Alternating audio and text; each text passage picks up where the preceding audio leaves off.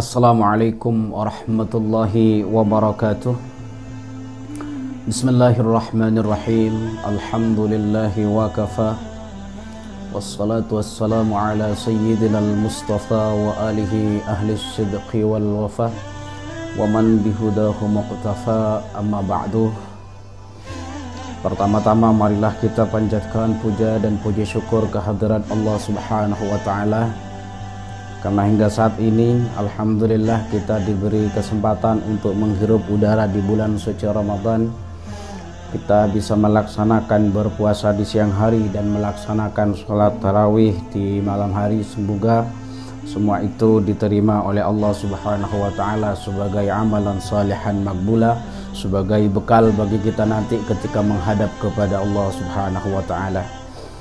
Yang kedua, salawat beriring salam kita haturkan kepada baginda Rasulullah sallallahu alaihi wasallam yang telah membawa kita dari alam kejahilan, alam kebodohan, dibawa ke alam yang terang benderang, yakni terangnya iman dan Islam.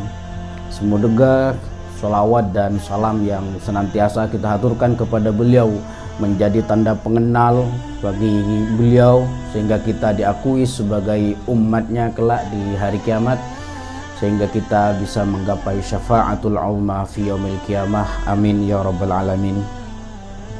Alhamdulillah, pada kesempatan ini kita diberi kesempatan untuk menghirup udara di bulan suci Ramadan. Bulan puasa dikenal dengan bulan yang penuh dengan keberkahan, karena di bulan suci ini banyak fadilah dan keutamaan yang dapat kita ambil dan dapat kita raih baik di dunia maupun di akhirat kelak. Hal ini sesuai dengan sabda Rasulullah sallallahu alaihi wasallam. Salah satu keutamaan daripada bulan suci Ramadan adalah bahwa puasa dapat menghapus dosa-dosa kita. Sebagaimana di dalam hadis Rasulullah sallallahu alaihi wasallam bersabda, "Man shama Ramadhana imanan wa ihtisaban ghufira lahu ma taqaddama min dhanbih." Barang siapa yang berpuasa di bulan suci Ramadan karena iman dan mengharapkan pahala dari Allah Subhanahu wa taala, maka akan diampuni dosa-dosa yang telah berlalu. Selain itu, di bulan suci Ramadan kita dianjurkan untuk melaksanakan sholat tarawih. Ini pun memiliki keutamaan menghapus dosa. Sebagaimana sabda Nabi, "Man qama Ramadhana imanan wa ihtisaban ghufira lahu ma taqaddama min dhanbi." Sebagian ulama mengatakan bahwa hadis ini sebagai dalil daripada salat tarawih. Barang siapa yang melakukan qiyam, maksudnya adalah salat tarawih karena iman dan mengharapkan pahala, maka kita diampuni dosa-dosa yang telah berlalu. Selain dari itu, ada juga anjuran-anjuran untuk it'amut ta'am, memberikan makanan kepada orang saudara-saudara kita, memberikan makanan kepada orang-orang yang berpuasa, yang kata Nabi pahalanya sama dengan orang yang berpuasa tersebut. Keberkahan-keberkahan ini menunjukkan bahwa betapa mulianya bulan suci Ramadan. Selain itu, orang-orang yang berpuasa maka Allah memberikan kegembiraan yang tidak diberikan kepada selain orang yang berpuasa. Ada dua kegembiraan yang Allah berikan kepada orang yang berpuasa, sebagaimana di dalam hadis Nabi, "Lis-shaimi farhatani." Bagi orang yang berpuasa mendapatkan dua kebahagiaan.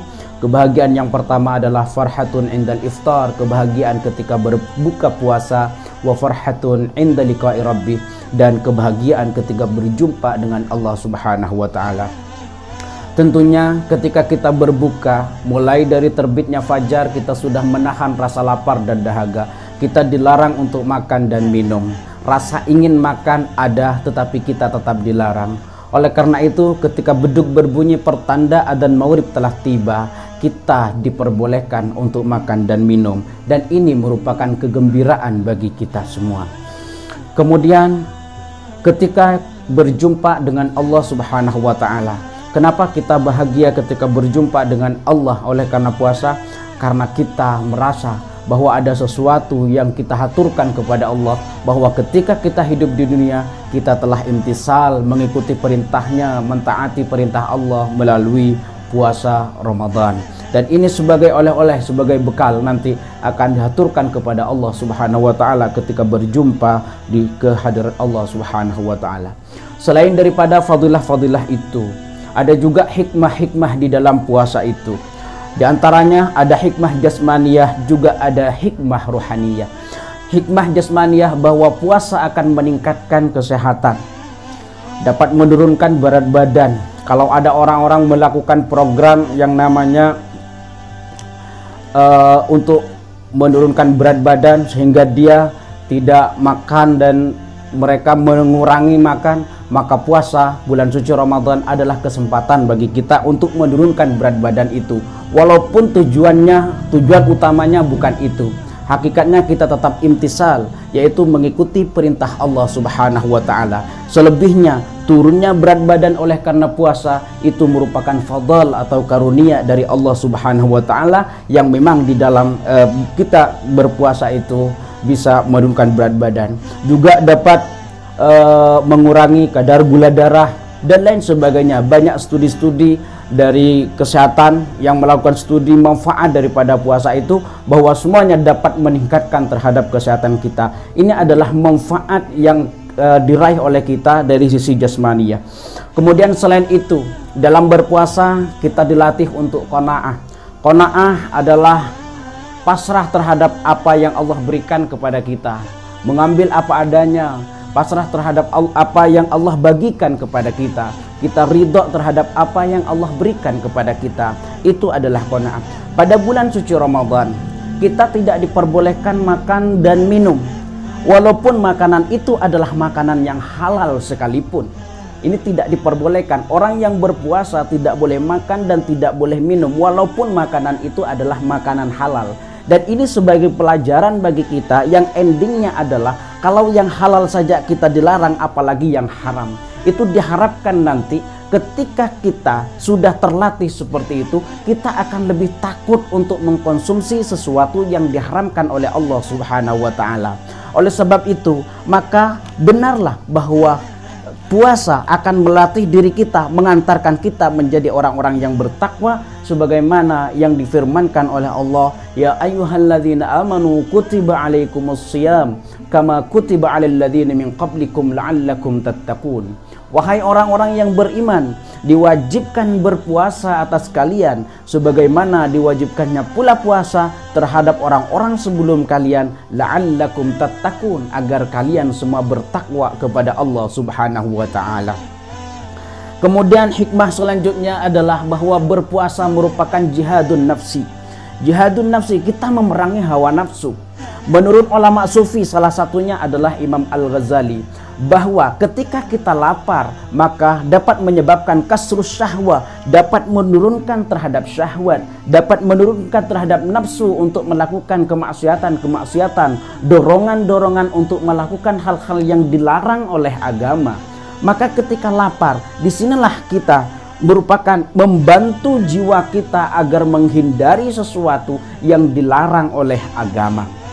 Kemudian dengan cara kita lapar, maka akan mempersempit ruang-ruang setan untuk bergerak menggoda kita, menggoda agar kita melakukan kejahatan.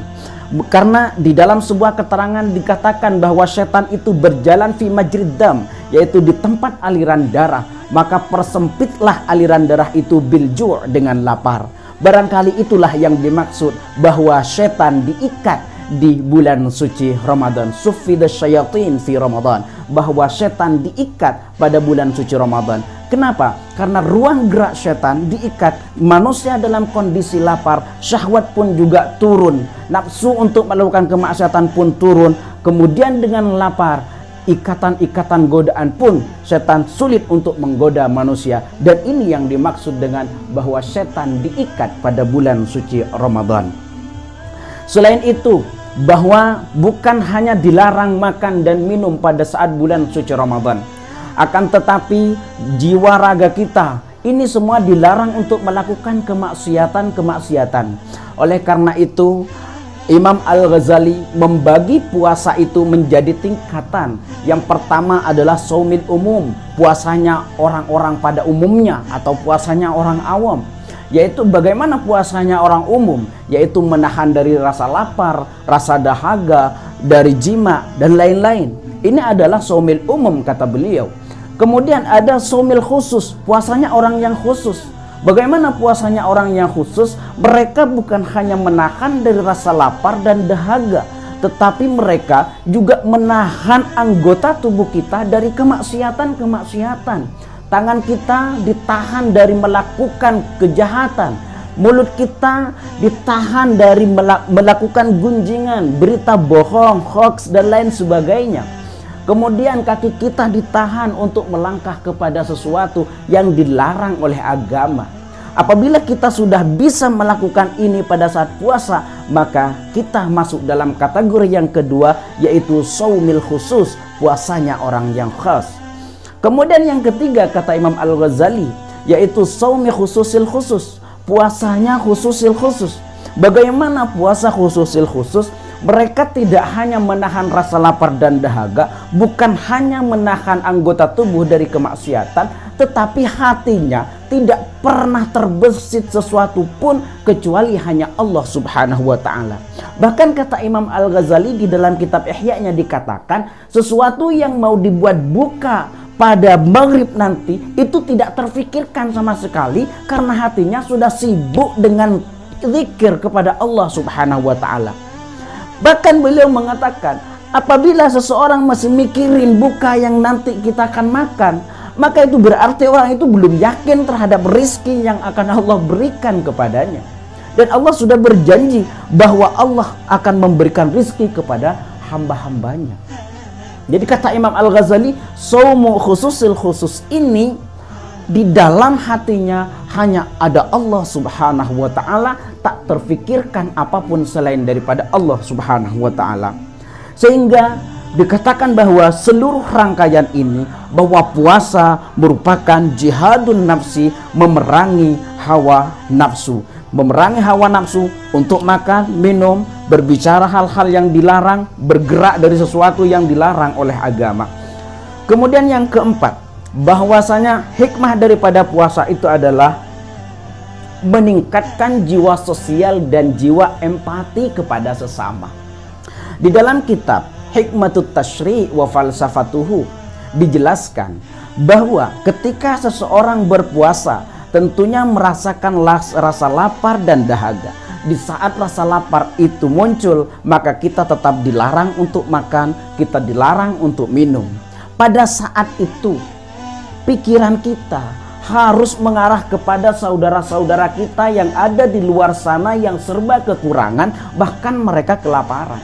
Jika kita pada saat berpuasa hanya menahan rasa lapar dari munculnya fajar hingga terbenamnya matahari, di luar sana ada banyak saudara-saudara kita yang justru mereka tidak makan dan tidak minum.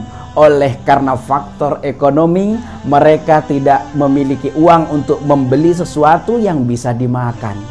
Oleh sebab itu, ketika rasa empati itu sudah muncul, di bulan suci Ramadan ini sangat dianjurkan it'amut ta'am, memberikan makanan kepada saudara-saudara kita, memberikan makanan kepada orang-orang yang berpuasa. Bahkan di akhir bulan suci Ramadan, kita diwajibkan untuk mengeluarkan zakat fitrah. Artinya apa? Di sini ada pelajaran yang luar biasa. Allah memerintahkan kita untuk mengeluarkan zakat fitrah setelah munculnya rasa empati di dalam diri kita, sehingga kita tidak merasa eman dengan apa yang dimiliki untuk berbagi kepada sesama.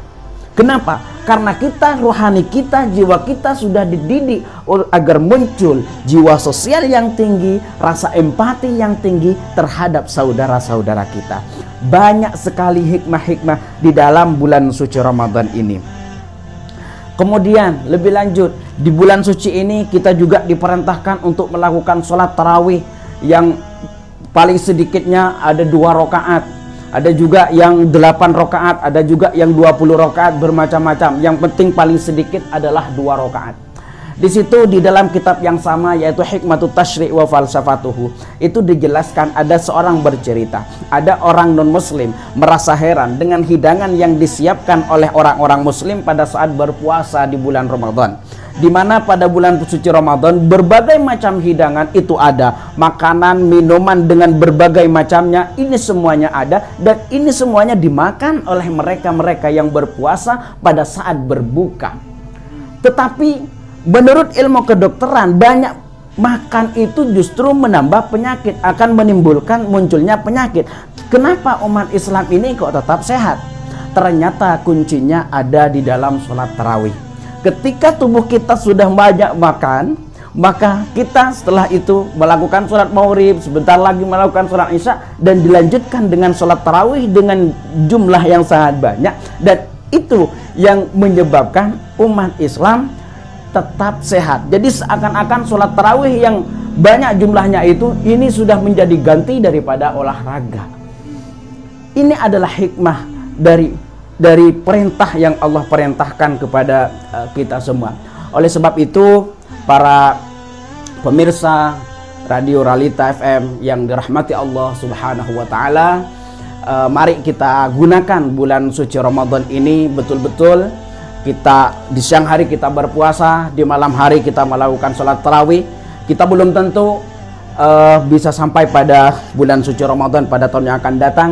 Ajal tidak ada yang tahu, maka kesempatan ini kita gunakan sebaik-baiknya. Mudah-mudahan apa yang kami sampaikan tadi, walaupun sedikit, mudah-mudahan menambah ilmu. Semoga menjadi ilmu yang bermanfaat dan ilmu yang barokah. Akhirnya dari saya, kurang lebihnya saya mohon maaf. Hadanallahu wa iyyakum ila siratal mustaqim. Wassalamualaikum warahmatullahi wabarakatuh.